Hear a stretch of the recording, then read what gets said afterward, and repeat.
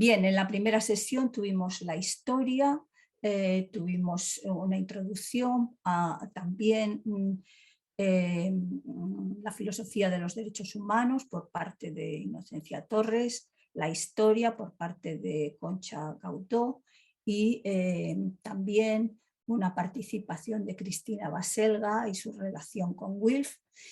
Y en esta segunda ola pues vamos a darle la palabra a Sandra Blasco Lisa, que es una de nuestras integrantes de Wilf ya desde el primer momento y de las generaciones jóvenes, y voy a presentar quién es a Sandra Blasco. Ella es investigadora postdoctoral en el Departamento de Historia Contemporánea de la Universidad Autónoma de Madrid. Es historiadora y politóloga, doctora en Historia Contemporánea por la Universidad de Zaragoza con mención internacional, y su tesis doctoral versó sobre los feminismos del tardofranquismo y la transición en Aragón, obteniendo el premio extraordinario de doctorado. Tengo que decir que también recientemente recibió la beca Margarita Salas, beca o asignación, sí, una beca para continuar sus estudios, y también la Ramón y Cajal, o sea que tenemos que darle la enhorabuena. Entre sus publicaciones está el artículo publicado en Arenal, revista de la Historia de las Mujeres de la Universidad de Granada, un artículo titulado Entre la euforia y el desencanto, el significado de la autonomía en la construcción de subjetividades feministas en Aragón, 1977-1985, y destacar también pues, el libro Feministas por la Paz, la Liga Internacional de Mujeres por la Paz y la Libertad, WILF en América Latina y España, en el que tuve la suerte y el honor de compartir el trabajo con ella. Bueno, Sandra, tienes la palabra. Muchas gracias, Carmen, por tu presentación. La suerte fue mía, desde luego, poder trabajar contigo y en esa investigación pues, tan necesaria y tan vacía en ese momento de contenido que nos encontramos, ¿no? Bueno, muchas gracias pues, por haberme invitado, ¿no?, a participar en estas actividades. Muchas gracias a Wilf, a Laura, por su trabajo, y a todas las compañeras que van a participar, ¿no?, aportando conocimiento y darnos la capacidad también, ¿no?, de repensarnos y de reflexionar sobre la paz y sobre la construcción de la paz en estos 100 años, y sobre todo pensar de cara al futuro, ¿no?, apoyándonos en el pasado para ello. En mi caso, pues es especialmente emocionante porque he retomado algunos de los aspectos de mi tesis que ya hace 2 años que leí, aunque parece que fue ayer, pero ya han pasado 2 años, que han sido 2 años de pandemia muy complicados, ¿no? Pero pues fue uno de los días más emocionantes de mi vida seguramente, ¿no? Y esto lo fue, además de por todo el esfuerzo que puse en hacer bien esa investigación, porque, igual que pasa hoy, muchas de mis fuentes primarias asistieron a la defensa de mi tesis. Y muchas de las fuentes primarias aparecerán hoy también en el relato que os voy a intentar transmitir. Bueno, pues comienzo. Mi intervención se titula ¿Cómo se expresó desde el pacifismo el feminismo de segunda ola?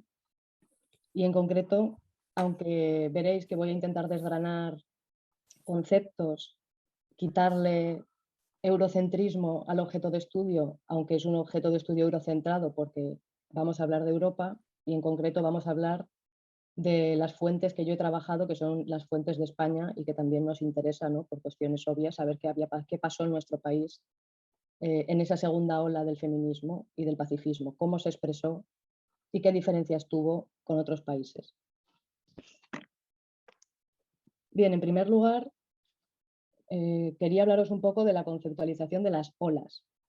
Esto de las olas del feminismo pues es algo que se ha popularizado y que todo el mundo conoce. La mayoría de la gente ya habla de ellas, si estamos en una cuarta, cuántas ha habido. Bueno, pues lo cierto es que esta categorización no es historiográfica, sino que es de la ciencia política. Se empezó a utilizar para hablar de las olas democratizadoras, por Samuel Huntington, y posteriormente la historiografía la ha utilizado en diversos momentos, entre ellos pues, para hablar, categorizar el feminismo, ¿no? Los diferentes feminismos y las aportaciones que se han ido haciendo a lo largo de la historia contemporánea. Yo estoy de acuerdo en utilizar estas categorías, la ola incluida, siempre que sean útiles para analizar de forma compleja la realidad social y en este caso el pasado. En este caso creo que hablar de olas puede ser beneficioso porque nos permite ordenar, aunque no sea una realidad exacta, pero sí que nos permite ordenar y analizar qué aportaciones en el pasado hubo para saber mejor qué se dijo, qué no se dijo, en qué punto estamos hoy también. Los costes que pueden tener la utilización de esas olas es que puede que no, si no las usamos con cautela, si no usamos esta categoría con cautela, puede que no refleje la diversidad de feminismos que había y también que se nos queden feminismos, entre comillas, entre olas. Por tanto, como digo, hay que tener cuidado, aunque las utilicemos y creo que es útil, pero hay que tener cuidado y no tomarlos como compartimientos estancos. Esta es una aclaración que tiene mucho sentido para lo que veremos en la charla, ¿no? De por qué hay que tener cuidado para no dejar experiencias del feminismo fuera. Normalmente solemos hablar en Europa de una primera ola, que sería pues, desde el siglo XIX hasta el sufragismo, una segunda ola, que sería más ¿no? la politización de lo privado y una serie de cuestiones más allá de lo estrictamente, entre comillas, político que se vivió en los años 60-70. Y luego hablamos de una tercera ola bastante difusa que puede señalar críticas a ese feminismo de segunda ola en términos anglosajones y europeos. Ya ahí aparecen muchas casuísticas, pero lo cierto es que todos esos feminismos ya se daban a la par que ese feminismo de segunda ola, así que sería una tercera ola solapada a la segunda. Y hay otras personas que hablan de esa tercera ola, pues como la teoría queer y todas las consecuencias y las relaciones a veces difíciles que ha tenido con las aportaciones de esa segunda ola en su vertiente teórica. Luego, finalmente, pues ahora también, ¿no? Pues con la movilización feminista de los últimos años, pues hay gente que, bueno, sobre todo en medios de comunicación, en algunas publicaciones se habla de una cuarta ola, aunque bueno, pues esto es otro tema. Bien, ¿qué implicó el feminismo de segunda ola en Europa? Bueno, pues esto que decía de tener cuidado con las olas para que no se nos quede gente entre olas, pues es muy paradigmático con la segunda ola, porque lo cierto es que si decimos que es una ola que tiene lugar en los años 60 y 70, la autora por antonomasia de esa ola, que es Simone de Beauvoir, se quedaría fuera, puesto que su obra Le Deuxième Sexe es de 1949. Por lo tanto, como vemos, el pensamiento y la acción de muchas de estas mujeres que plantearon problemas a su mundo tiene una experiencia dilatada, ¿no? Y no podemos dejar solamente ese feminismo en los 60-70 y a lo mejor no solamente por atrás, sino también por delante, ¿no? Llevar hasta los años 80 esa segunda ola, que es lo que estamos haciendo también hoy aquí. Algunas de las virtudes y diferencias con esa, entre comillas, primera ola de esta segunda, pues fueron, en primer lugar, fundamental, cuestionar el determinismo biológico. Aunque eso ya se había hecho antes, y muchas de las otras cuestiones que hablaremos a continuación también la habían planteado mujeres y grupos de mujeres previamente, pero lo cierto es que esta segunda ola tuvo una internacionalización en muchos de estos valores que fue lo fundamental, ¿no? Ese cuestionamiento en diferentes partes del mundo a la vez del determinismo biológico. Cuestionar que tener un cuerpo sexuado determinaba una función social a ejercer, que ser mujer, en definitiva, era ser madre, esposa y ama de casa. También se ocuparon de otras cuestiones, como la visibilización de diferentes tipos de violencia contra las mujeres, tanto en la pareja como fuera de ella. Visibilizaron y pusieron el valor el trabajo de cuidados y el trabajo doméstico, hasta ese momento incluso no por los sectores pues, más progresistas de la sociedad, incluso por las teorías políticas más transformadoras, ausente. Desligaron la sexualidad de la reproducción, politizaron lo privado.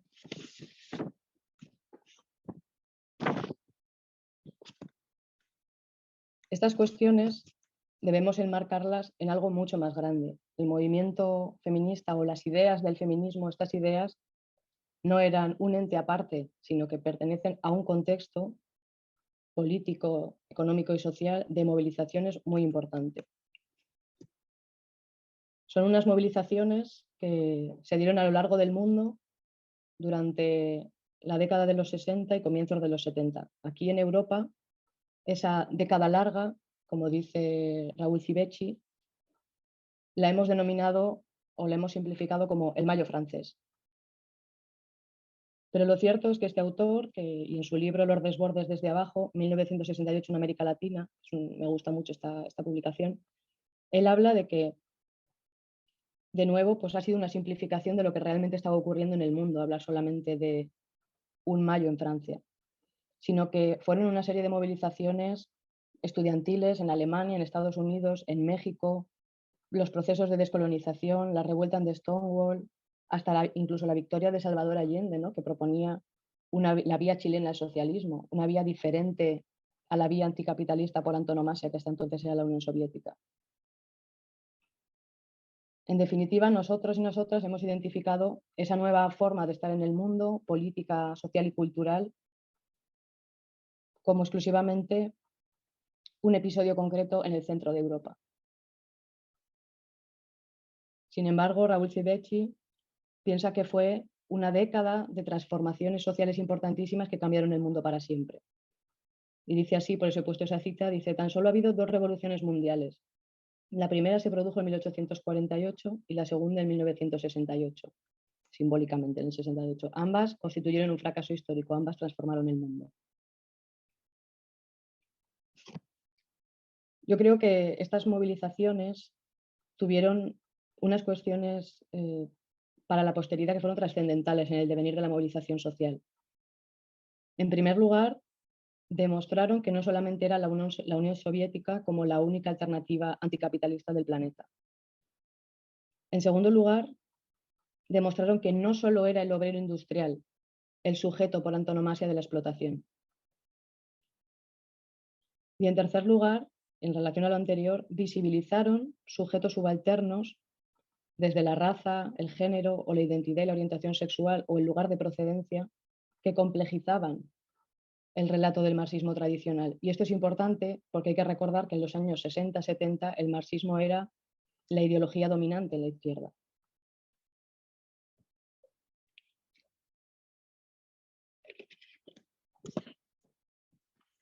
Debemos decir que buena parte de los logros que tenemos hoy en derechos sociales, en derechos para las mujeres, en libertades y formas de convivencia, son gracias a este enorme empuje social de los años 60-70 en una década larga. Unas movilizaciones sociales a nivel internacional que produjeron en quienes lo realizaron una enorme emoción política. En ese contexto, para la juventud de los años 60 y 70, se proyectaba la posibilidad de hacer una sociedad radicalmente diferente a la que tenía en ese momento, una realidad posible, utópica, aquí y ahora. Por eso se esforzaron en crear vínculos y formas de relación nuevas, con una enorme creatividad, con imaginación, porque nada de lo anterior valía, ni las instituciones educativas segregadas, ni el matrimonio. Era posible cambiar lo establecido, crear un nuevo mundo, distribuir la riqueza, crear relaciones humanas sinceras, nuevas. Y eso fue lo que se llamó en ese contexto hacer la revolución.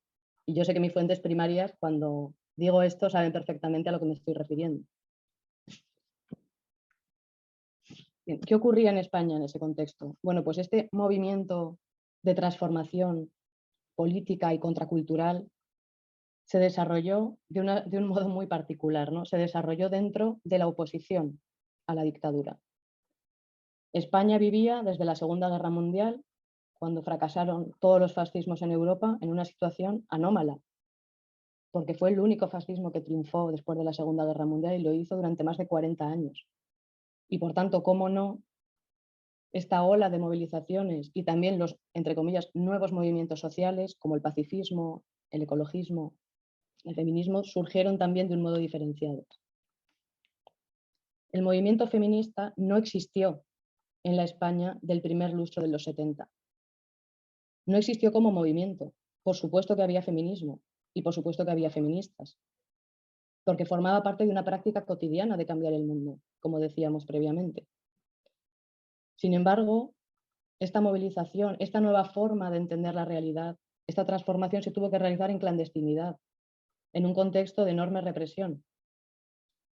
Y en muchos casos, en la segunda mitad de los años 70, cuando ya se formó propiamente el movimiento feminista con una coordinadora estatal, la mayoría de las reivindicaciones estuvieron marcadas por la necesidad de abolir la legislación discriminatoria de la dictadura. Los países del entorno tenían también una legislación discriminatoria, es verdad, pero lo cierto es que en España algunas de las leyes le convertían en un país especialmente misógino con las mujeres.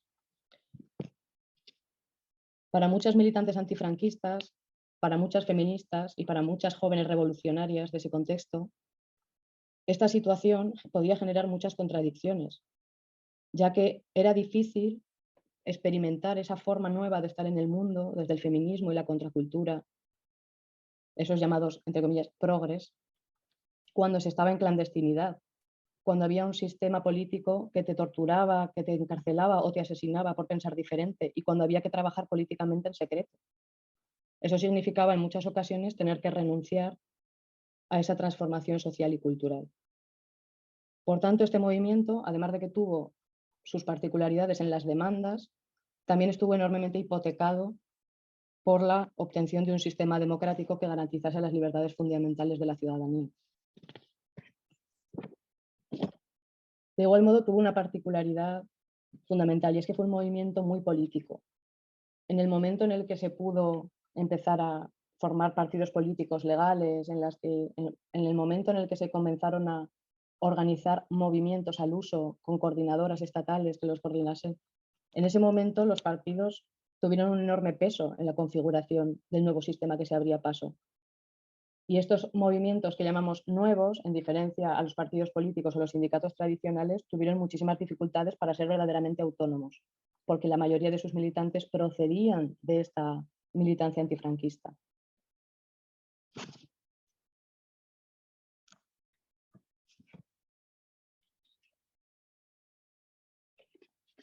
Por tanto, ese tránsito de los viejos movimientos a los nuevos movimientos en España se produjo con retraso.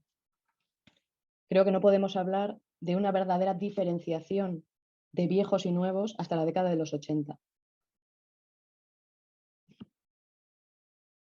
Por tanto, debemos hablar, por un lado, del origen tan político del movimiento de mujeres, que generó enormes debates durante esos años en los que no voy a entrar, como el debate de la única o la doble militancia. Pero sobre todo debemos hablar de que aunque la diferenciación entre esos viejos y esos nuevos movimientos sociales se realizó más adelante, las lecturas, los aprendizajes y las experiencias fueron similares a las mujeres de otras partes del mundo, a las de otras feministas. Y sobre todo esa emoción de poder cambiar lo establecido, esa distribución de la riqueza, esa voluntad de crear relaciones sociales y afectivas nuevas, fue un motor de cambio fundamental que luego aplicaron en los nuevos movimientos sociales, entre ellos en el Movimiento por la Paz. Y quiero que veáis cómo esa emoción durante estos años permanece alojada en el recuerdo de algunas protagonistas, ¿no? He puesto un fragmento de Carmen Magallón, que me gusta mucho, de su libro Mujeres en pie de paz, que dice: a comienzos de la década de los 80, muchas de nosotras ya traíamos de atrás el deseo de cambiar el mundo. Seguramente este creció de una forma agitada, al hilo de nuestro paso por las aulas universitarias, como contrapunto al dogmatismo y las negaciones en las que crecimos. ¿Cómo puede una educación del no a todo, de la prohibición, generar esas ganas tan tremendas de libertad? Tal vez pueda explicarse por esa tendencia esa tendencia a la valoración extrema de lo que no se posee. El caso es que así fue con nuestra generación, una generación rebelde que se asomó a la política con una esperanza y un empuje que desde entonces no ha tenido igual. Creo que este fragmento refleja muy bien lo que he intentado transmitir hasta ahora. La presencia en las feministas y pacifistas de los años 70, como ahora veremos, de un componente de transformación emancipadora que es imposible no reflejar si queremos entender qué significó ser pacifista en los años 80, porque va en el caso de España, inevitablemente ligado a la experiencia del antifranquismo y la voluntariedad de transformación total que tuvo esa juventud durante esos años.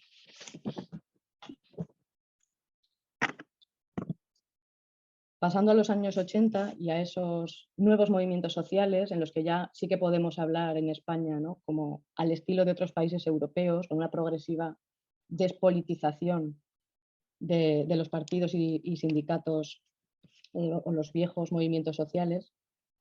En el caso del pacifismo debemos decir que se desarrolló muy rápidamente con una fuerza inusitada en la primera mitad de la década de los 80.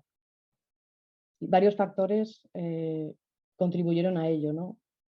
Por un lado, la victoria, la estabilización democrática después del golpe de Estado y la victoria del Partido Socialista, el cambio de posición durante esos años del Partido Socialista, ¿no?, de entrada no a luego defender la entrada en la OTAN. Pero también un cambio fundamental en la geopolítica, ¿no? Me refiero a la llamada Segunda Guerra Fría, ¿no? Algunas entrevistadas pues, comentaban que se pasó, entre comillas, del miedo al franquismo al miedo nuclear. Y esto fue debido a la nueva situación geopolítica mundial que se abrió paso con la llegada de Reagan a la presidencia de Estados Unidos y la intensificación de la Guerra Fría, ¿no?, en la estrategia que se denominó MAD, en inglés, en sus siglas en inglés, o destrucción mutua asegurada, y la instalación de una serie de misiles por diferentes puntos de Europa, los llamados euromisiles, que atemorizaban a la población creyendo que podían ser un objetivo nuclear en una guerra que se preveía inminente. Una guerra que implicaba que cuando uno atacase, el otro atacaría inmediatamente después, generando una destrucción asegurada de ambos bloques. El miedo a ser objetivo nuclear empujó a muchísimas personas, a muchísimos ciudadanos y ciudadanas a comprometerse políticamente.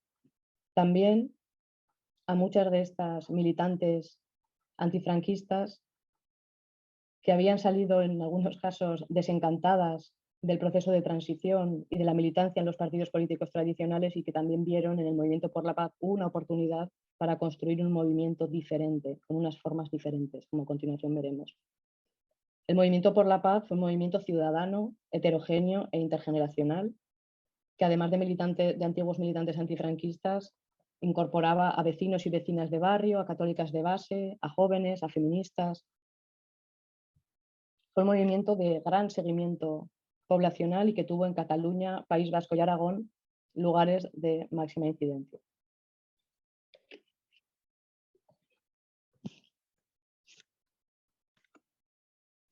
Se crearon diferentes colectivos a lo largo del Estado. Yo os he traído este porque es el que más he trabajado, el colectivo por la paz y el desarme de Aragón. Creo que Aragón es un territorio paradigmático para estudiar tanto las relaciones del franquismo y de la democracia con Estados Unidos, como para estudiar también el movimiento por la paz. Lo es porque además de que Aragón fue uno de los territorios pues, que más sufrió durante la Guerra Civil, un territorio que permaneció casi toda la guerra partido por la mitad, con la consecuente represión durante los años 40 y 50 de la población que había pertenecido al otro bando. Durante los años del desarrollismo también fue una población enormemente dañada, tanto por la eliminación de la forma de vida tradicional del territorio, como era la agricultura, y el traslado masivo de las personas del campo a la ciudad, a una ciudad, Zaragoza, principalmente, que carecía de los servicios básicos en esos barrios periféricos que se creaban al lado de las fábricas donde los obreros, antes agricultores, ahora trabajaban. Y además de todo ello, las relaciones con Estados Unidos provocaron la militarización del territorio a partir de la instalación de una base americana a pocos kilómetros de Zaragoza. Una base que desde el principio supuso un enorme descontento y temor de la población aragonesa por las consecuencias que esto podía tener en la Guerra Fría. El colectivo por la paz y el desarme surgió al calor del movimiento por la paz europeo y en este contexto, ¿no?, en el contexto de la Segunda Guerra Fría y de toda una trayectoria de lo que significaba ser aragonés o aragonesa durante esos años y con estas características. Fue un colectivo ciudadano asambleario, se creó en el año 82 y realizaron diferentes acciones, una de las más significativas, que es la que he puesto ahí el cartel y una fotografía muy bonita, fue una cadena humana que se llamó el Puente por la Paz. Fue una cadena humana que unió un colegio de la ciudad de Zaragoza con la base y participaron 25.000 personas, que se dice pronto. En Aragón, yo creo que solamente la petición de la autonomía en el año 78 fue una movilización similar. No creo que haya habido otra que haya conseguido reunir, y menos en una cadena humana, a 25.000 personas cogidas de la mano.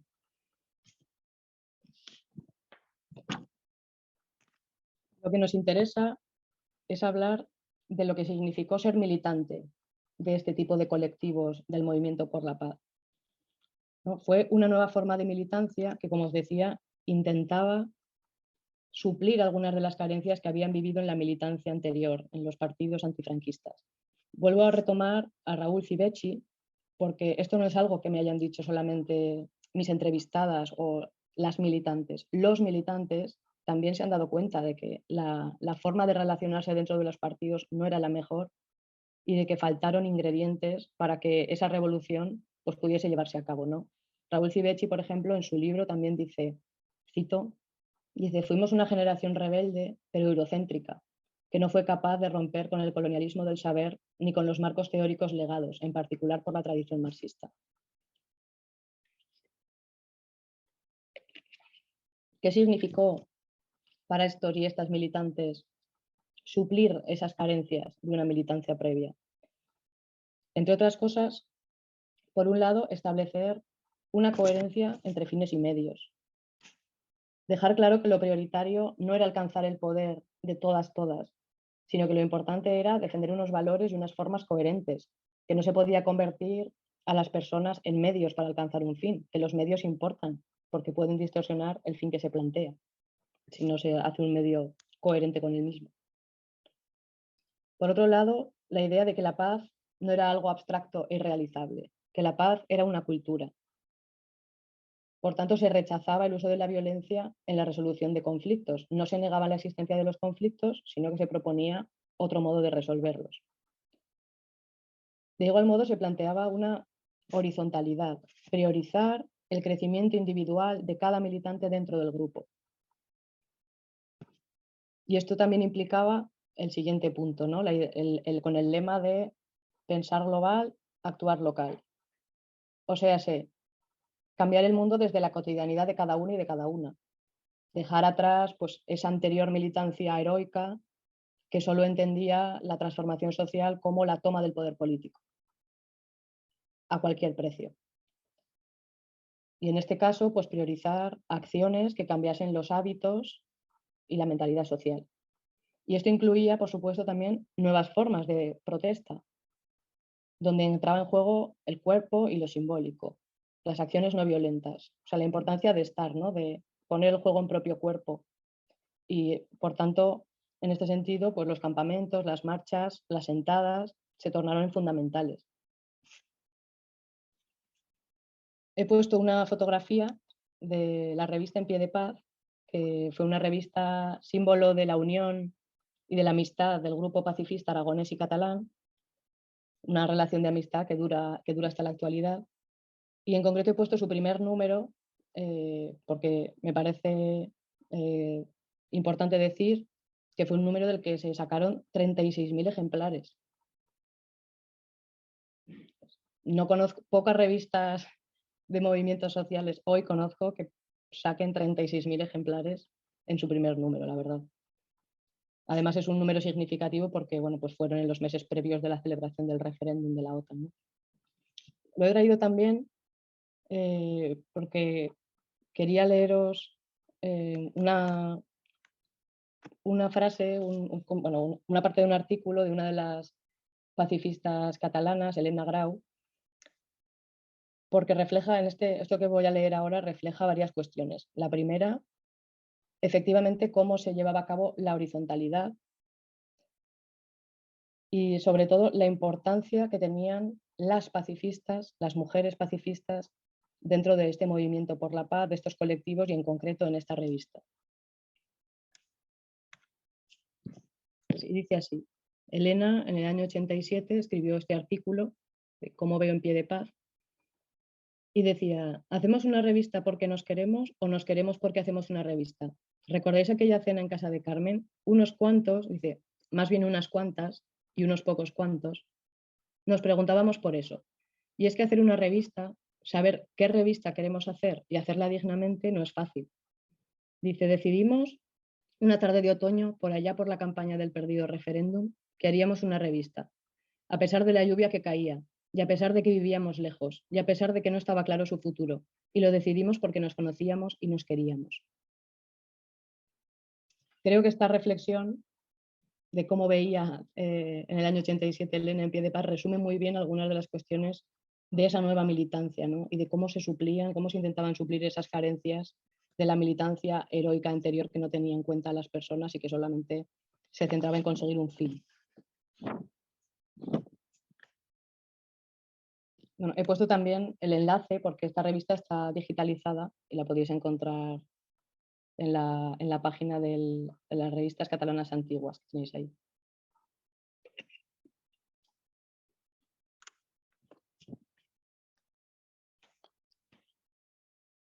Entro ya en esta categorización de feminismo pacifista o feministas dentro del movimiento por la paz.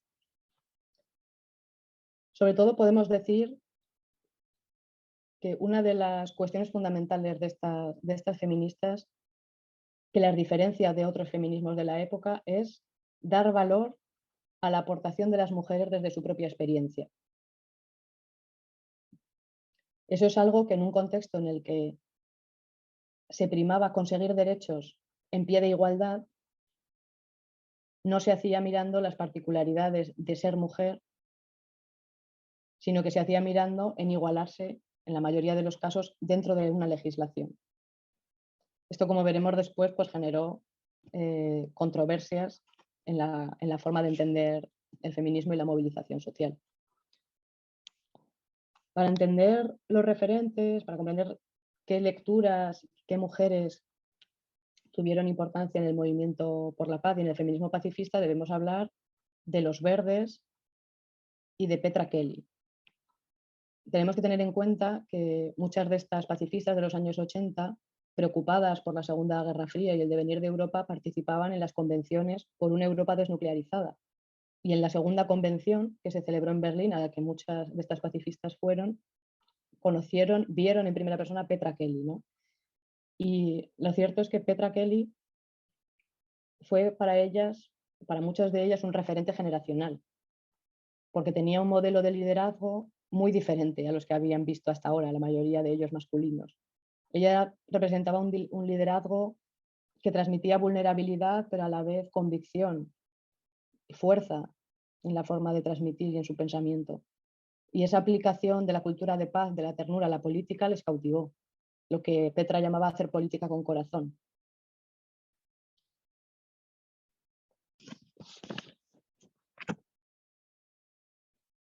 He cogido un fragmento de esa obra, Pensar con el corazón, textos para una política sincera, de Petra Kelly. Y ella decía, cito, dice, ser tierno y al mismo tiempo subversivo. Eso es lo que significa para mí, a nivel político, ser verde y actual como tal. Entiendo el concepto de ternura en sentido amplio.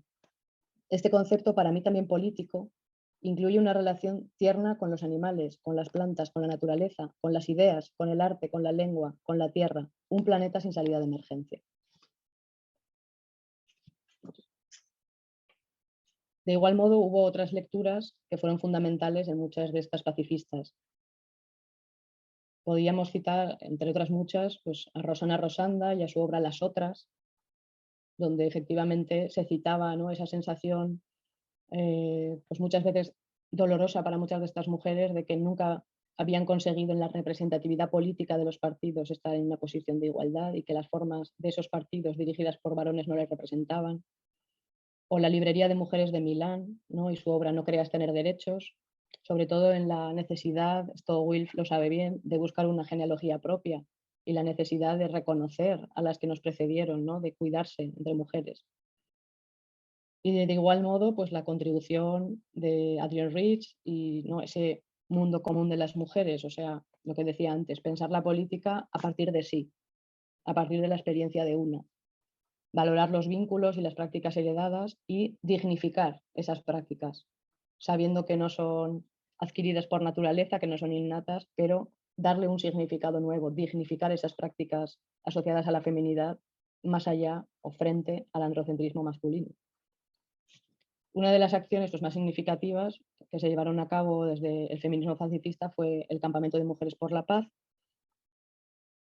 que, bueno, un campamento único en el Estado, en su estilo, y que atrajo a mujeres de todo el país.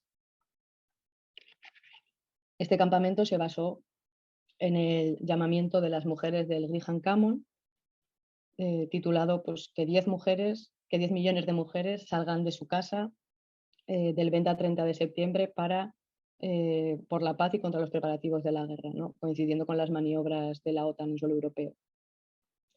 Bueno, pues desde este campamento, además de que fue útil, ¿no? Pues para entablar reflexiones con otros feminismos a nivel del Estado y también pues, a nivel de Aragón, que se celebró en Zaragoza, llevaron a cabo pues, diferentes acciones simbólicas, como el reparto de octavillas mientras realizaban una tela de araña, o un plante ante los tanques que pasaban por una calle de Zaragoza, ¿no? En esa militarización de la que antes hablábamos, o una marcha de más de 300 mujeres a la base norteamericana para dejar constancia del rechazo a la OTAN y también a la presencia de la propia base.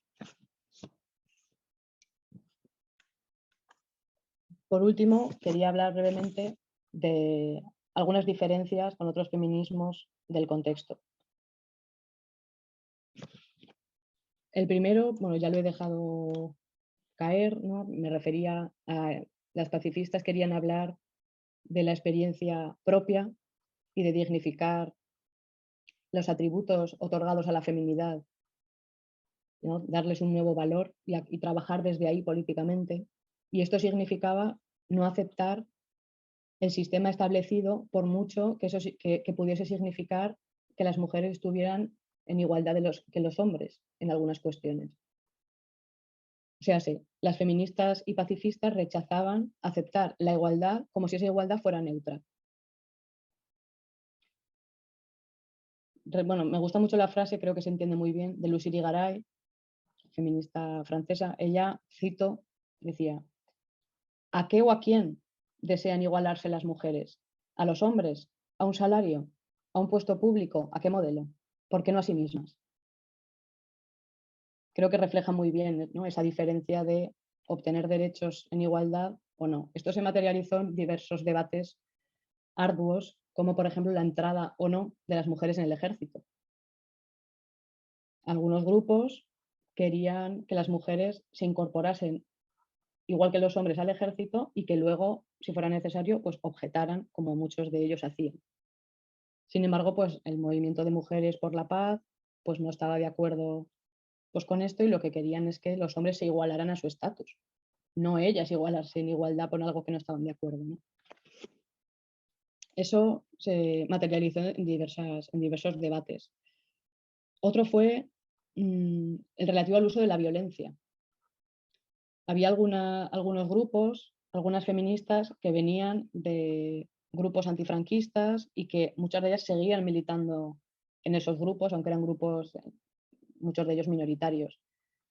Y muchos de esos grupos tenían relación con países que estaban, por ejemplo, países de América Latina, ¿no? Que en los años 70-80 sufrió pues muchos atropellos en la política internacional, ¿no? Con dictaduras apoyadas por Estados Unidos. Y muchas de estas mujeres pues, tenían debates en el seno de sus partidos y les cuestionaban por defender la paz con las pacifistas porque no entendían a qué se refería esa paz. Lo veían como una falta de estrategia o un, entre comillas, buenismo, y muchas de esas mujeres eran criticadas dentro de sus partidos por colaborar o por participar de ese pacifismo que no era entendido.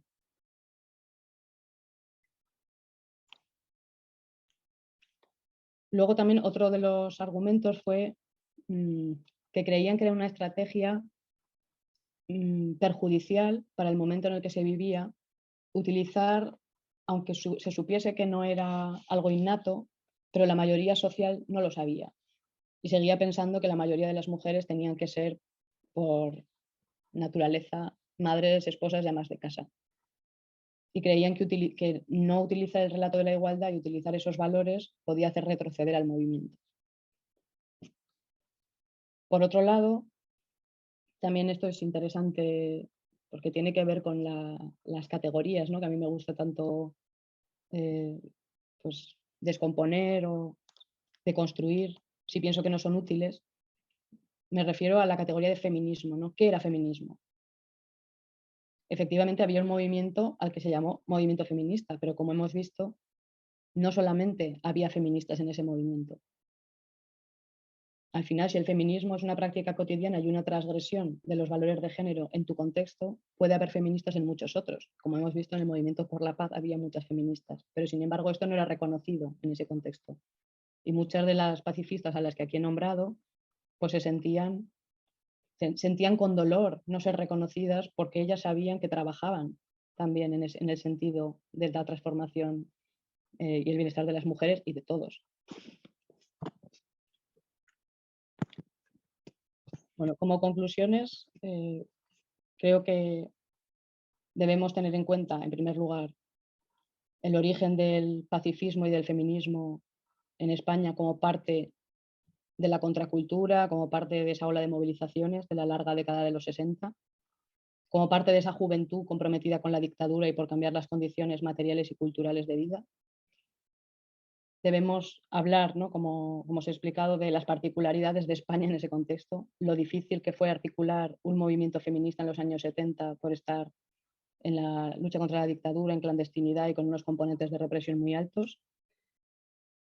Creo que la novedosidad de todos estos movimientos, no solo del pacifismo, pero también pues fue complejizar el análisis de la realidad social, salir de la idea de que la opresión por antonomasia, la relación de las clases solamente tenía que ver con los obreros tradicionales, que era tal y como se había interpretado en la mayoría de los estudios en Europa, y sacar a la luz a los sujetos afrodescendientes, a los colonizados, a las mujeres, etc.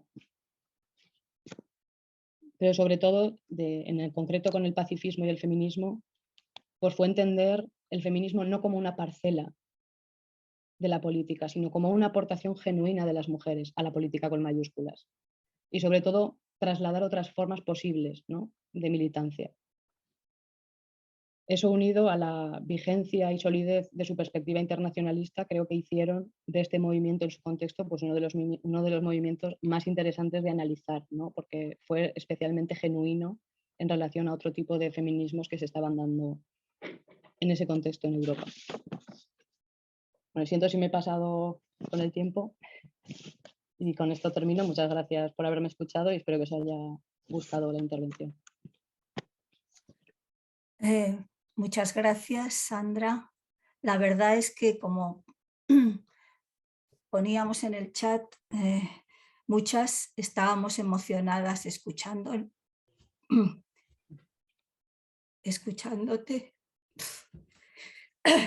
Y yo soy muy tonta. Y realmente es que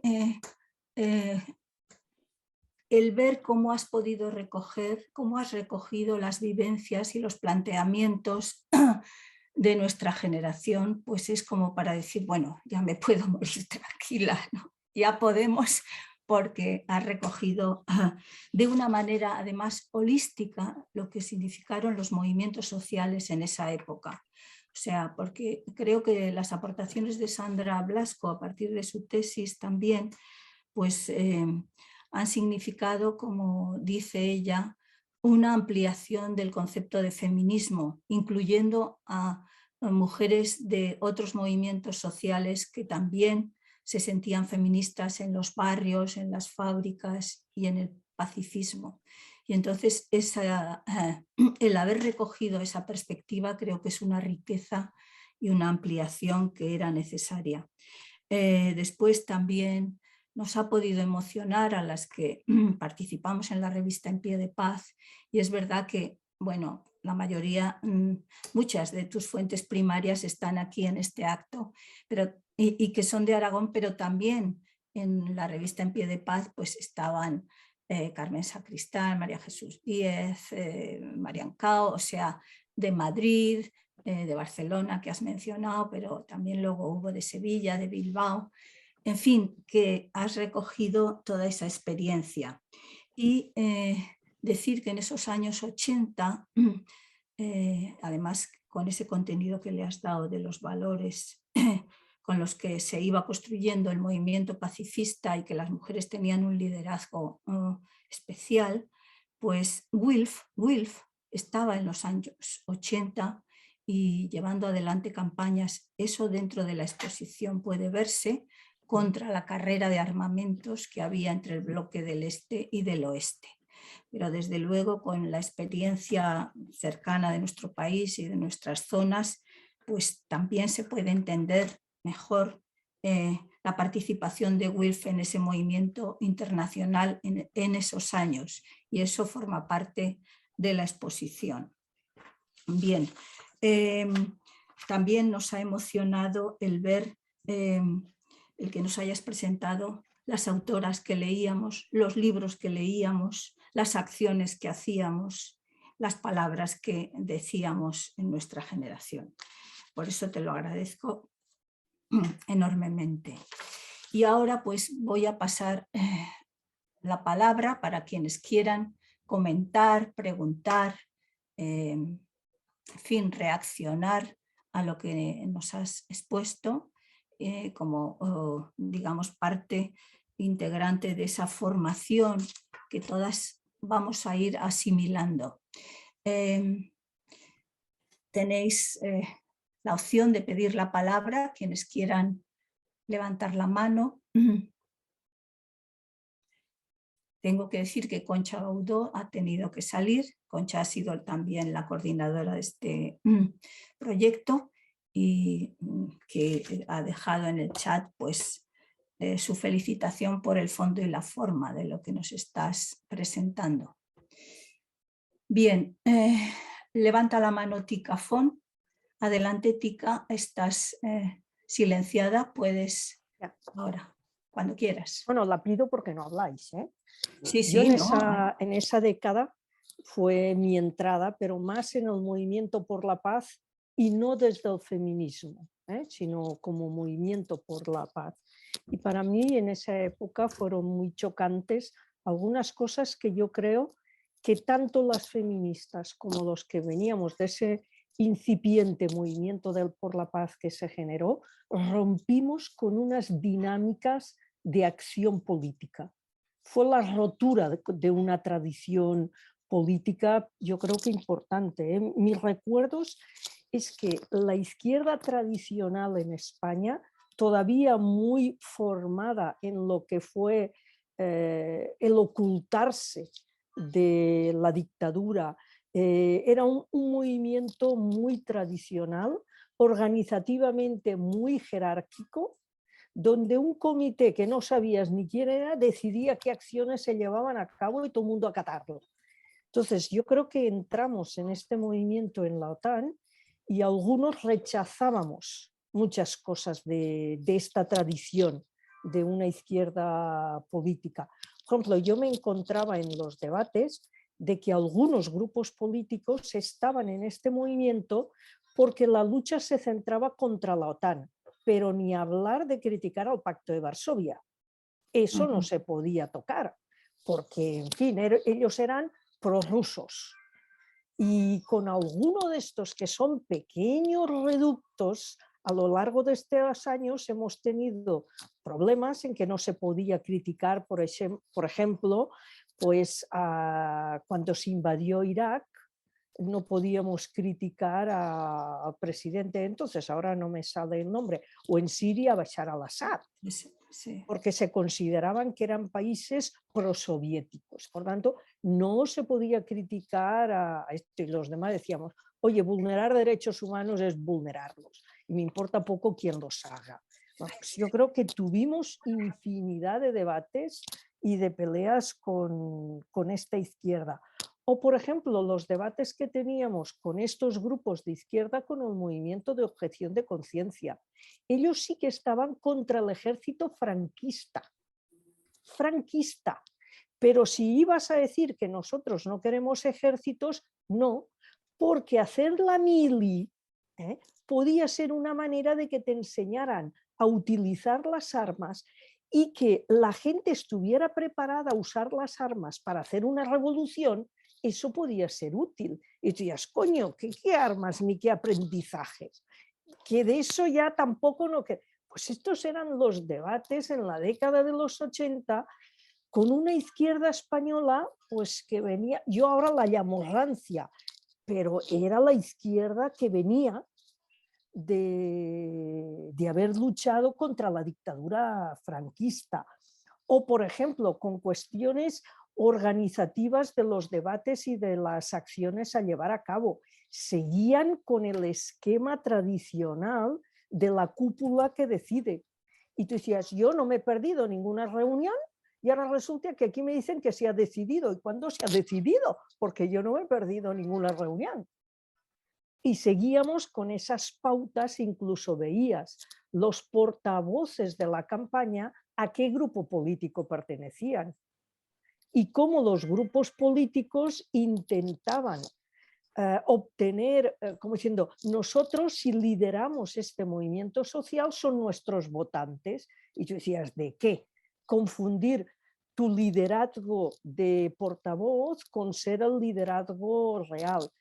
Yo creo que tuvimos ahí muchas peleas en muchos frentes, pero para mí yo creo que fue un paso importante en un debate que yo creo que con el tiempo logramos, y es cómo actuar, cómo que se cambia la sociedad.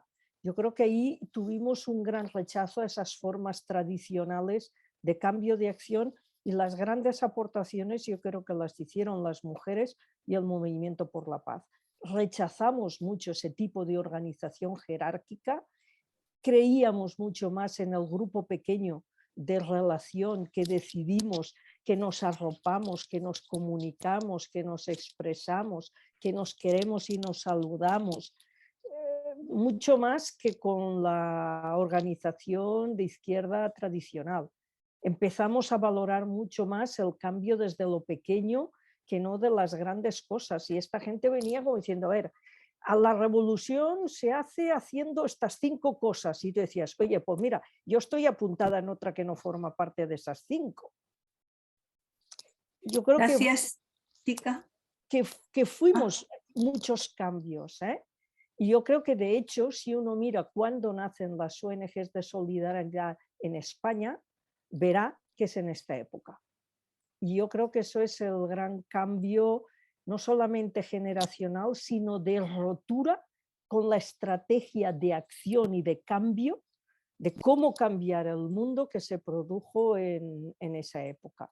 Y yo creo que los aportes grandes fueron del feminismo y de lo que fue el movimiento por la paz, en este caso una paz no entendida como la entendían ellos, entendida de otra manera. Gracias, Tika, por compartir también esa visión generacional. Tengo 2 palabras pedidas. Primero, aunque ha levantado la mano después María Jesús de Carmen Malo, pero la estaba intentando levantar por el chat. María Jesús Díez, tienes la palabra.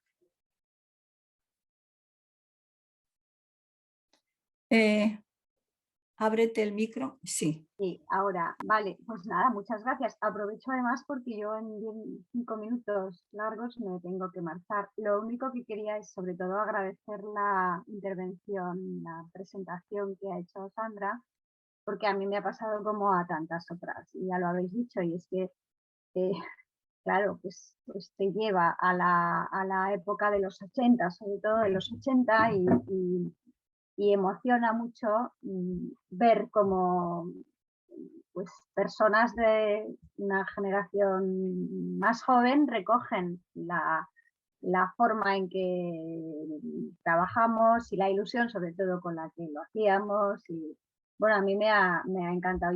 O sea, me estaba acordando, por ejemplo, pues de cuántas marchas, en nuestro caso aquí en Madrid, a la base de Torrejón y pues de todas aquellas reuniones muchas veces interminables. Y en esto es verdad, conecto con lo que estaba diciendo Tika, porque yo también venía más de del pacifismo que del feminismo, aunque en movimientos feministas había estado siempre, pero lo que a mí me llamaba la atención era sobre todo el movimiento pacifista. Desde un punto de vista político me interesaba tanto, por lo menos, como el feminismo, el pacifismo.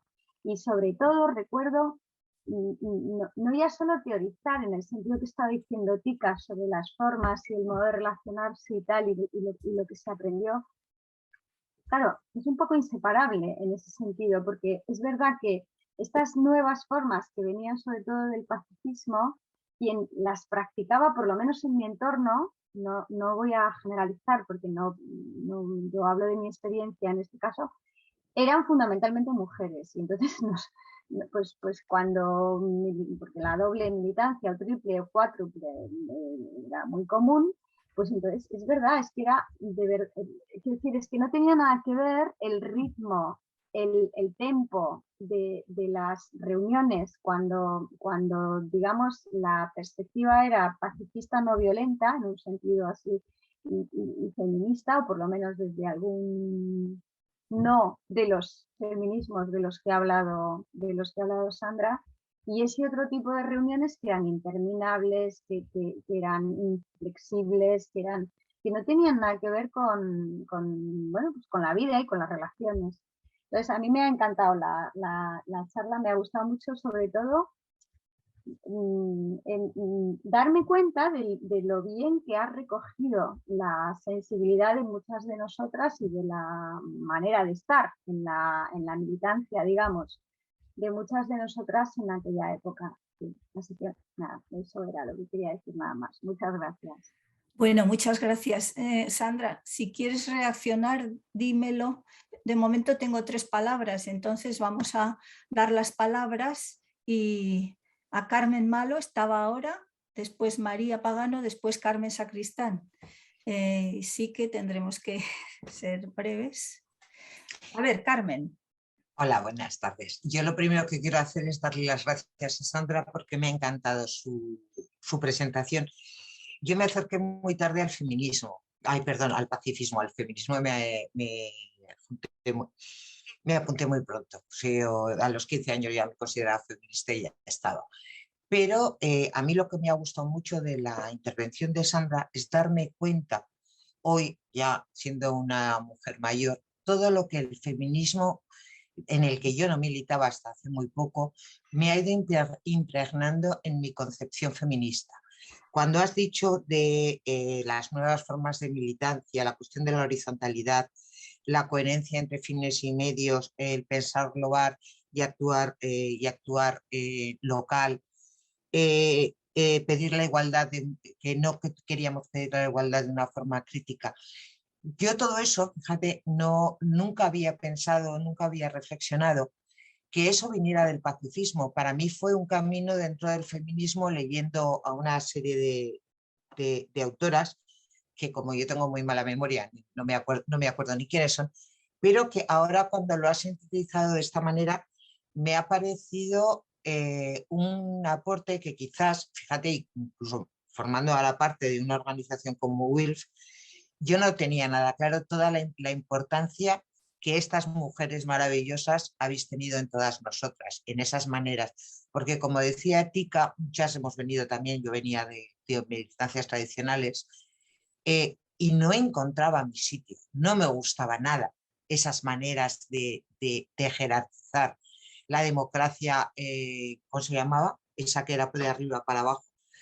No me acuerdo, en el PC, que era maravillosa. El centralismo democrático. Eso, el centralismo democrático, que te dejaba sin voz, que no podías contar como mujer lo que sentías. Tú sabías que a lo mejor el responsable de tu célula pegaba a su señora y no podías hacer absolutamente nada porque estaba en contra de todo ese tipo de cosas.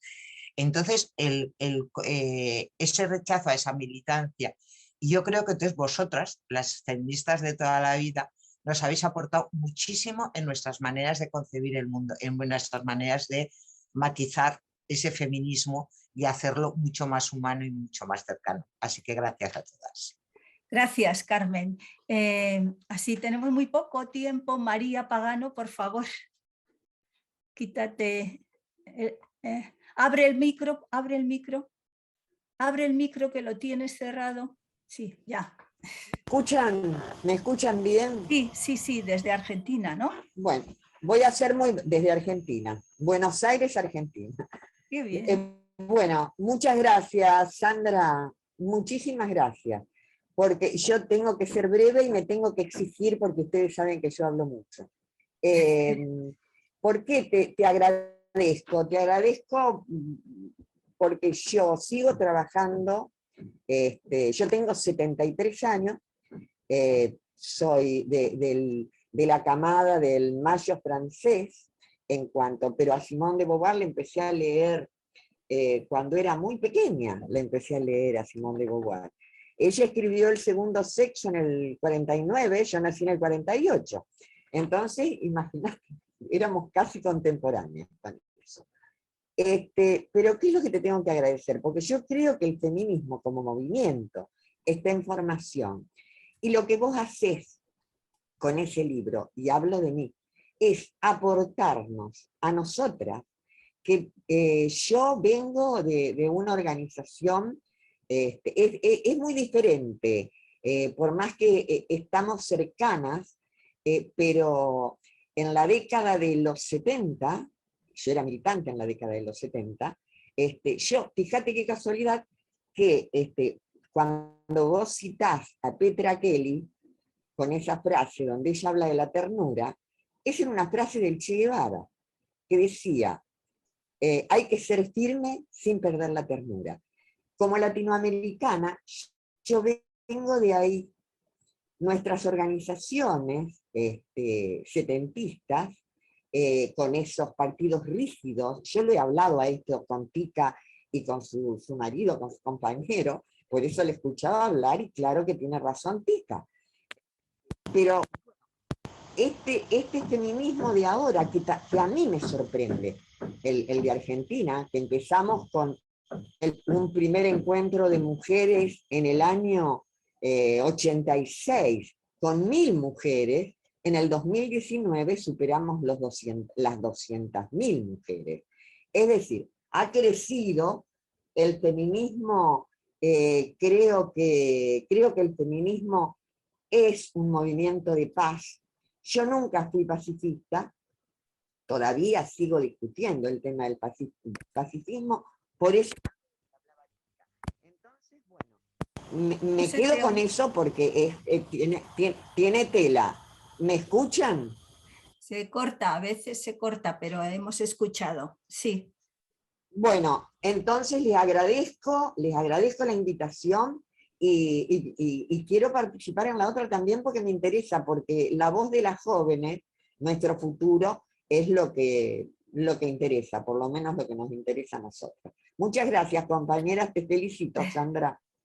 Muchas gracias, María. Tu voz desde Argentina tiene mucho significado también para nosotras. Yo, Carmen, solo quiero hacer una breve, sí, eso es, un breve comentario. Sí.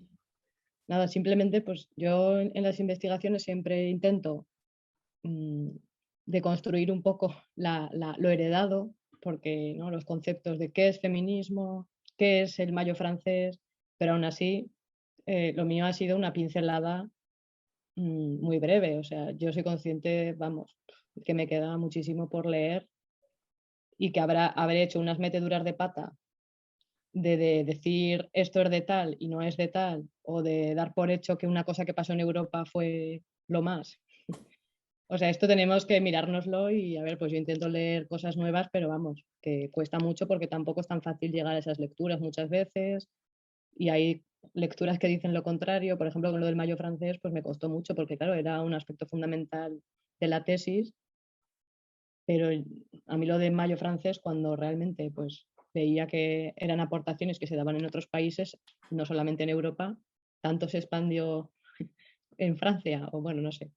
Lo que quiero decir con esto es que al final pues tenemos que mirar mucho conceptos que nos dan y que se van repitiendo uno tras otro en los libros y que realmente ocultan experiencias transformadoras de otras partes del mundo.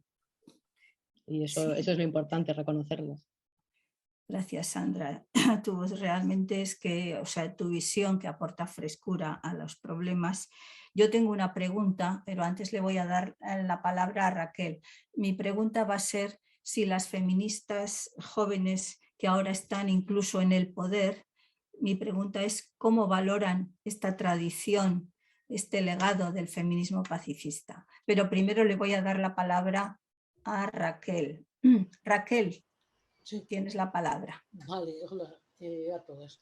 Pues yo mi aportación, bueno, mi pregunta iba un poco al hilo de lo que acabas de decir tú, Carmen, porque yo me he visto siempre más metida en el tema del feminismo con la paz.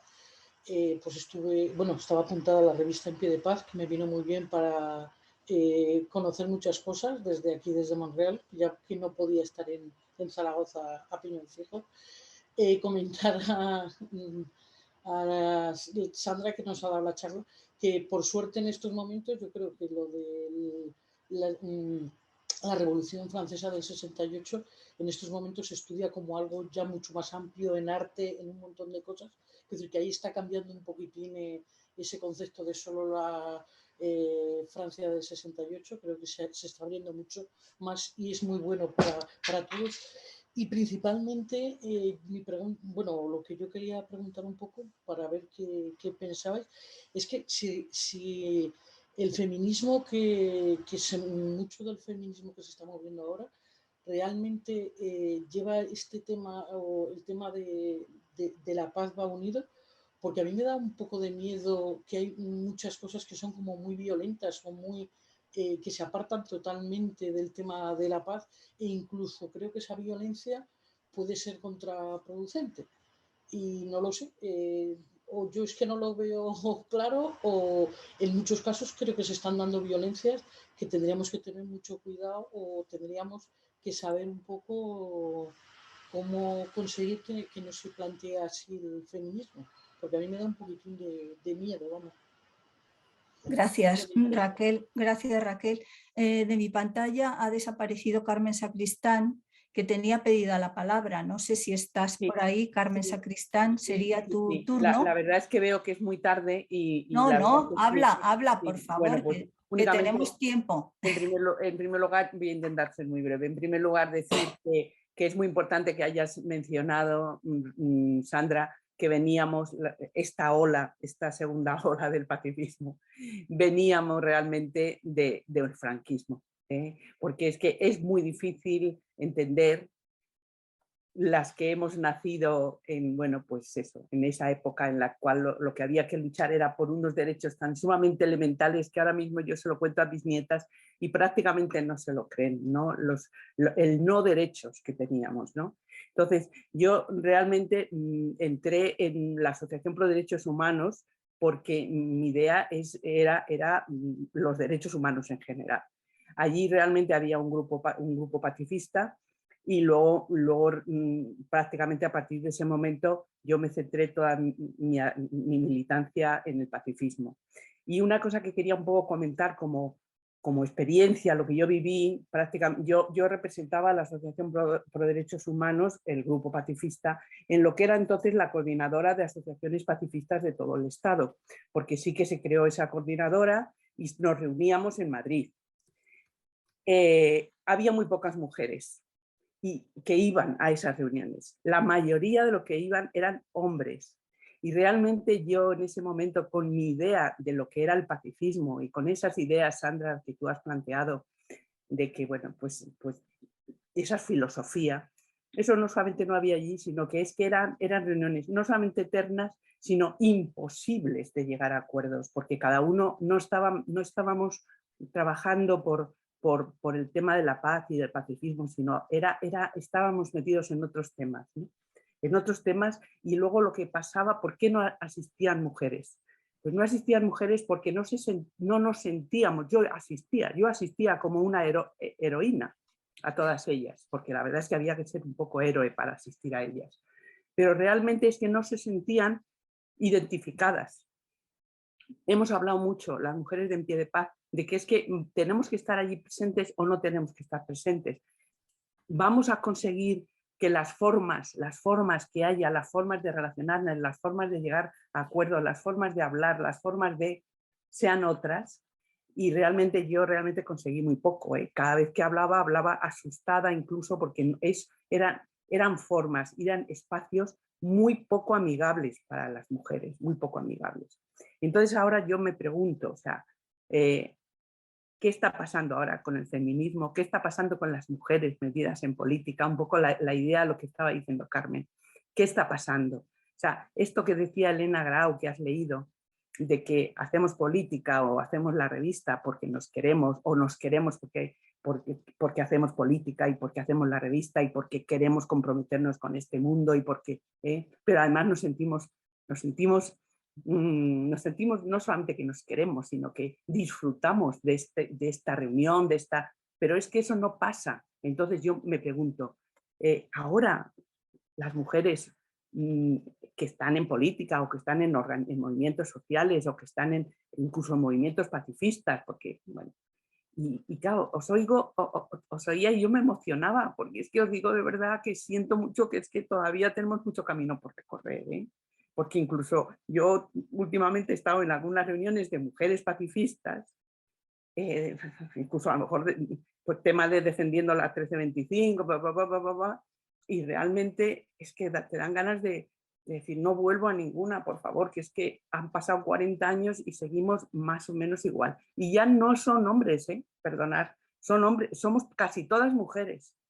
Y volvemos a reproducir todas estas cosas que pasaban en la coordinadora de asociaciones pacifistas del Estado español. Entonces, bueno, yo no sé si lo que estoy diciendo es algo un poco un poco bastante negativo, pero sí que me gustaría que las jóvenes o las que ahora estáis más en primera línea digáis si os sentís capaces de seguir ahí dando vuestra como trabajando, no ya solamente trabajando porque cambiemos las formas, porque de verdad seamos pacifistas, de verdad no seamos violentas, de verdad no nos busquemos a nosotros mismos en lugar de buscar el objetivo de vivir de otra manera sin violencias y tal. Bueno, pues me he enrollado más de la cuenta, perdonadme. Bueno, muchas gracias, Carmen. A mí se me ocurre, ay, cuando se cruza el poder en las coordinadoras, el poder en las reuniones, ahí. Bueno, pero voy a dejar que Sandra comente sobre esto, que habéis incidido varias, y sí animaría a las que tenemos en el acto de mujeres más jóvenes que digan lo que piensan, pero primeramente Sandra. Bueno, a ver, pues yo ahora cuando hablabais, pues pensaba, a ver, es un tema muy complejo, ¿no? Porque yo tendría que necesito tiempo para analizar y reflexionar sobre en qué punto se puede estar, porque al final pues, hay muchos espacios de militancia y hay muchas formas de hacer política y no en todas se hace igual. Desde luego parece claro lo que dice Carmen, ¿no? Que, bueno, pues el problema con el poder, también la dificultad de mantener las formas y la coherencia en un sistema de partidos y en un sistema democrático a veces pues tan frágil respecto a estos valores que deberían ser pues mucho más universales, ¿no? A veces por mucho que estén en la Constitución y que se enseñen, pero luego pues vemos que en los medios, en la justicia, es que en los pilares fundamentales del sistema carece totalmente de esta perspectiva. Entonces, claro, que nos echemos la culpa también, que nos fustiguemos como si no hubieran... Igual es injusto, porque al final es que es un sistema que realmente no nos lleva para nada. Hay que tener una coherencia y una convicción muy firme, creo yo, para mantenerte en estos valores. Pero bueno, por darle otro toque, yo sí que quiero recordar que aunque ahora en la transformación de esas ideas en partido político o en la transformación de algunas de esas ideas en una movilización feminista más masiva, yo recuerdo cuando estuve en el 15M que ahí se pusieron en práctica formas de hacer política, formas de estar, primas hermanas que conectaban, de lo que he comentado en la charla. O sea, yo recuerdo perfectamente cómo en las asambleas muchas veces en la universidad pues no me sentía tan a gusto, pero yo ahí pensaba, fíjate, en la Plaza del Pilar, que en Zaragoza, que es donde estuve, pues esto de que se respetasen los turnos de palabra, que cuando se quería aplaudir pues se hacía así, no sé, bueno, era una serie de formas diferentes a la de los partidos. El problema es que no sabemos, creo, dar el paso a otros campos. A veces en la movilización, en los movimientos sociales, pues se peca también de lo que se vive en la política tradicional y en los partidos. Al final no son esferas separadas. Muchas personas, como pasaba entonces, militan en varias a la vez y son flujos. Entonces es complicado. No sé si estamos, no lo puedo decir. Vosotras supongo que lo veis de una manera, también con el paso de los años y con la incidencia de hoy. Yo no puedo decir si está mejor o peor, pero lo que sí que creo, de nuevo por darle un toque más positivo, es que aunque sea de postín, pongamos, pero creo que el feminismo no se puede dejar a un lado. Y ese feminismo además incluye aspectos que en el feminismo de los 70 se comenzaron a incluir, pero no tanto, como pueden ser los cuidados hacia los demás, pero también entre nosotras y entre nosotros. O sea, creo que aunque, como digo, aunque no se llegue a materializar, porque luego al final, pues, los partidos y sus inercias y el poder, pero de verdad que creo que, al menos en los partidos a la izquierda y en algunos grupos de presión, creo que no es fácil obviar ahora algunas de las cuestiones del feminismo, que en realidad son cuestiones del pacifismo incluidas. No sé cómo lo veis, las demás jóvenes y bueno, y todas. Sí, por cierto, que las primeras que empezamos a hablar de cuidados fuimos las feministas pacifistas, ¿eh? Que el cuidado no se consideraba en la segunda ola como una reclamación feminista. Entonces fue desde, me acuerdo de Birgit Brockutne, una escritora noruega, Educating for Peace, Educar para la Paz. Allí leí por primera vez la palabra cuidado, como una mención que entraba a formar parte de la cultura de paz. Bueno, de todos modos, gracias por recordarnos que el espíritu del 15M ha estado ahí, está ahí, y es cuestión, y muchas jóvenes pues lo tienen dentro, ¿no? Otra cosa es que la política de los partidos esté envenenada, pero ahí en el movimiento está y es cuestión de activarlo, ¿no? Por eso WILF tiene un papel. WILF y las mujeres y hombres de WILF pues también, ¿no? No sé si hay algunas que quieran hablar. Realmente son las 7:01. Hemos cumplido, pero si alguien levanta la palabra y quiere hablar, Gloria Lagarta quiere hablar, pues le damos la palabra. Gloria, hola, cuando quieras. Me ha encantado la intervención de Sandra, ya se lo he dicho en el chat, me parece magnífico y desde luego nos hacía recordar todo lo que hemos pasado. Yo quería resaltar lo que me parece que habéis vivido muchas de las que estáis aquí, y era que nos tuvimos que... Es la primera vez que las mujeres nos uníamos, lo que entonces todavía no se hablaba de sororidad, pero era eso. Estábamos las que pertenecían a partidos políticos dejaban esos partidos políticos para hermanarse se decía entonces con las mujeres de otros partidos, y precisamente por eso es donde empezamos a hablar de una manera distinta, no luchando sino dialogando. En los partidos se les decía, sí, bueno, es que primero tenemos que ir a la democracia. Vosotros, las reivindicaciones de las mujeres para después. Entonces, cuando las mujeres de cada partido vieron eso, es cuando nos dimos cuenta de que eso no podía ser y de que teníamos que empezar a reivindicar, bueno, y creo que fue el feminismo.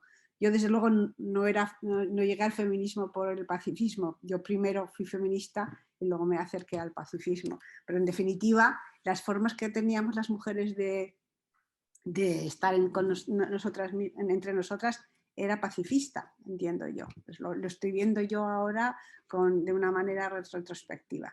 Y luego que era fundamental el que nos dimos cuenta de lo importante que era la transformación de las leyes.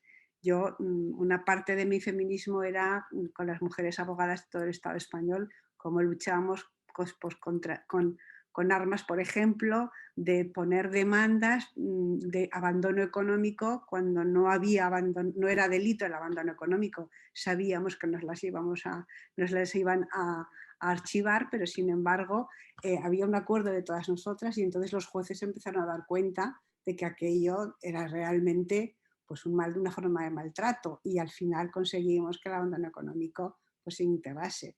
Bueno, y ya eso como abogadas, ¿no? Pero como mujeres, pues todas lo que ya has resaltado tú, Sandra, cómo fuimos al cambio legislativo.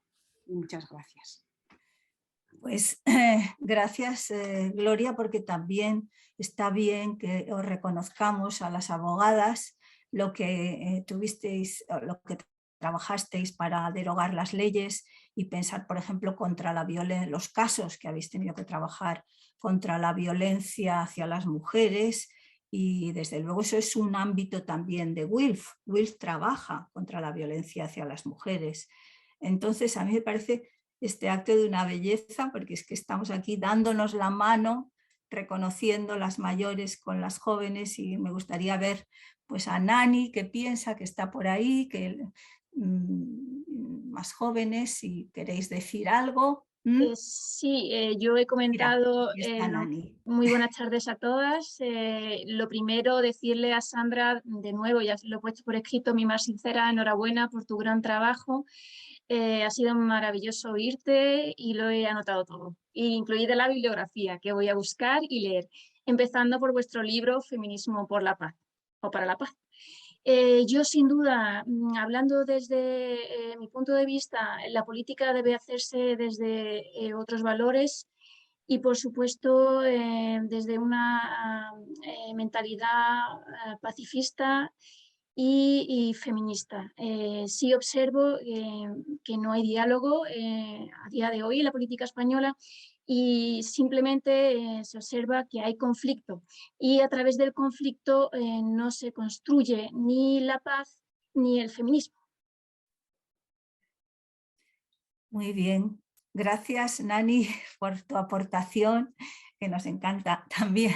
Gracias. ¿Alguna palabra más, Sandra? ¿Quieres, si no hay palabras, pues decirnos unas palabras finales? Pues nada, muchas gracias por las reflexiones. Y bueno, lo que tú decías, Carmen, ¿no? Pues que al final el objetivo era este, ¿no? Además de dar a conocer, bueno, es que es un intercambio bonito, ¿no? Porque pues, lo habéis vivido, yo lo he estudiado, lo transmito de otra manera al final, porque yo soy hija de otro contexto, pero creo que es un intercambio que es fructífero. Porque además ahora lo estamos compartiendo intergeneracionalmente y sobre todo para nosotras, ¿no? Pues como jóvenes vemos cosas que se conseguían, que se pensaban, ¿no? Porque a veces si no, parece como que se nos han ocurrido los cuidados a nosotras. Es que, y tenemos que reconocer, ¿no? lo que se trabajó, lo que se pensó, ¿no? La dificultad de teorizar, sobre todo que no es lo mismo teorizar hoy, que se tiene más posibilidad de acceso a muchas fuentes, a mucha bibliografía, a golpe de clic, la relación. Y en esos contextos, ¿no? Pues viajar a Berlín, a Perugia, bueno, no sé, que es que al final pues hay que reconocer el contexto también, ¿no? Y todo el trabajo que se hizo. Entonces, bueno, yo creo que eso es muy útil para nosotras, tanto ponerlo en valor como aprender de vuestras aportaciones, pero luego también, bueno, pues sobre todo de nuestra perspectiva, porque al final, pues nosotras somos hijas de otro contexto, ¿no? De un contexto de empobrecimiento, de frustración de expectativas, y también todo ese contexto económico que influye en lo social y en la identidad, ¿no? Por ejemplo, hay una vuelta, que esto es otro tema, pero hay una vuelta a la clase que deberíamos saber unificar con la paz. Porque para nosotras ahora las reivindicaciones pasan por lo económico, porque realmente la frustración generacional que hemos podido sentir durante esta década de recortes y de venga a estudiar y venga a títulos para luego estar en el paro, todo eso es muy frustrante. Y todo eso no debemos canalizarlo por la violencia y ¿no? Esa frustración no debe canalizarse por el uso de la fuerza y por la violencia antisistema, que es como se puede canalizar una de las vías, sino que debemos ser capaces, iWorld tiene un papel, ¿no? Y la gente joven yo creo que eso lo vemos. Sí, por eso es que tu visión es muy holística, ¿no? Es integral porque incluye la noción de clase, la noción de género, la noción de raza, aunque la raza no nos gusta, ¿no? La pertenencia étnica. Y es verdad que bueno, la misma WILF trabaja por una paz con justicia social, o sea que es también un apunte que a veces lo hemos vivido menos en los países que somos privilegiados de algún modo, ¿no? Pero tenemos muchas compañeras que están viviendo en países que no tienen esta situación y eso lo tenemos que tener en cuenta. Y bueno, pues si te parece, Sandra, Laura, si quieres decir algo. Gracias a vosotras por asistir. Gracias a todas. Gracias a todas. Hasta luego.